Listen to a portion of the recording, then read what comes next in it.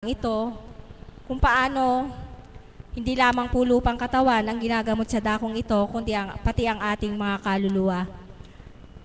At kung sino man po ang tumayo sa dakong ito, nawa po ay ating namnamin, sapagkat di sa kanilang kalooban upang sila'y tumayo dito, kundi kalooban ng Ama.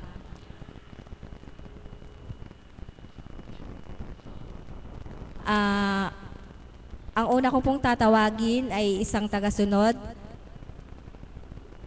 Tauhan din po siya ng simbahan, si kapatid na Danilo.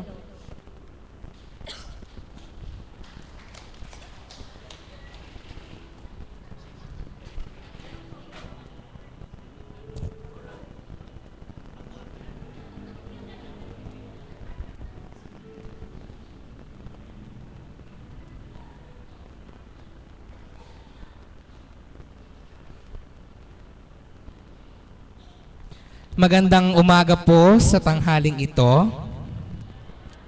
O sige po, greet po natin ang ating mga katabi na good morning. Ayan, palakpakan po natin ang buhay na Diyos. Napakapalad ko. Napakapalad ko po na nandun lang ho ako sa isang sulok ng ating dambana. Ako po ang unang makakapagbahagi sa inyo sa umagang ito. Na ito po yung aking pang-apat na pagtayo dito sa harapan. Doon po sa mga naka-attend nung pong kailan ba ako huling nag-share noon? Basta po yung huli kong pag-share po noon, alam na alam ko po sa puso ko, sa isip ko na mahal po ako ng Diyos dahil po noong pong huling pag-share ko po dito sa ating dambana, doon po sa mga nakapakinig, umawit po ako noon ng kantang kahanga-hanga. Ano po? Na ito po, sinabi ko po doon sa ilan po nating mga kasamahan sa choir, hindi po kami nag-usap ni kapatid na Alan. Hindi ko po sinabi sa kanya na kakanta po ako. At hindi ko rin po sinabi kay kapatid na Alan na ang kakantahin ko ay ito. Bakit po nung pagtalikod ko, pagharap ko po doon sa imahen po ng ating Divine Mercy,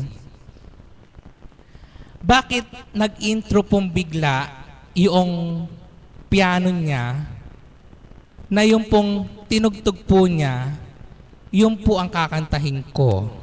So, ano ang sa akin pong pagninilay, sabi ko hindi man kami nag-usap ni kapatid na Alan, subalit ang espiritu po ang banal na espiritu po ang gumagalaw para po yung pong kakantahin ko, tsaka po yung tutugtugin ni kapatid na Alan, magkatugma. Ano po? So, isa pong buhay na patutuo ko po na ang Diyos po talaga ay buhay sa ating lahat. Amen po ba? At kanina po, nung mga bandang umaga, ka-text ko po yung mga kapatid ko, pati po yung nanay ko, kasi po magkakahiwalay po kami ng lugar. Meron po sa Mindoro, meron po sa San Rafael. Nababagabag po yung mga kapatid ko dahil sa mga nararanasan po nilang problema sa buhay.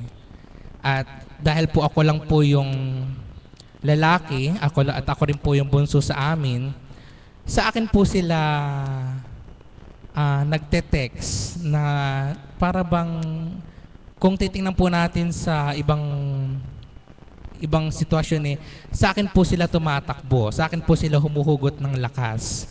Na sa bawat pagte-text po namin kanina, sabi ko sa kanila, huwag kayo mawala ng pag-asa. Kasi hanggat tayo ay nabubuhay, may pag-asa, hindi po ba? Amen po ba? Kaya po, masayang-masaya po ako na kahit po through text, na-i-share ko po doon po sa mga kapatid ko, yung pong biyaya, pagpapala na akin pong natatanggap pag po ako pupunta po dito sa ating dambana. Sila po kasi hindi po sila nakakapunta dahil magkakahiwalay po kami ng lugar. Pero sabi ko sa kanila, huwag kayong mawala ng pag-asa. Pagsubok lang yan, at ang pagsubok na yan hindi naman ibibigay sa atin kung hindi natin kaya. Hindi po ba? Ano po? Kaya po doon po sa mga pasyente po na nandito po ngayon, ang maisishare ko po sa inyo na huwag po tayo mawala ng pag-asa. Kumapit po tayo sa Panginoon, kumapit po tayo sa Ama, at 100% hindi niya po tayo pababayaan. Ano po? Kaya po doon po sa mga may karamdaman, physical man po o spiritual, huwag po kayong mawala ng pag-asa. Hanggat nandiyan po hanggat ang Diyos po ay nasa sa ating puso, nasa ating isipan, hindi niya po tayo pababayaan. Amen po ba? Kaya po sa inyo pong lahat na halos araw-araw din po nakakasama rin po namin dito, dahil kahit po ako ay isang nakikinig lang din po dyan sa isang sulok, pero bawat po nag-share, lalo na po pag ang mahal na apo na po ang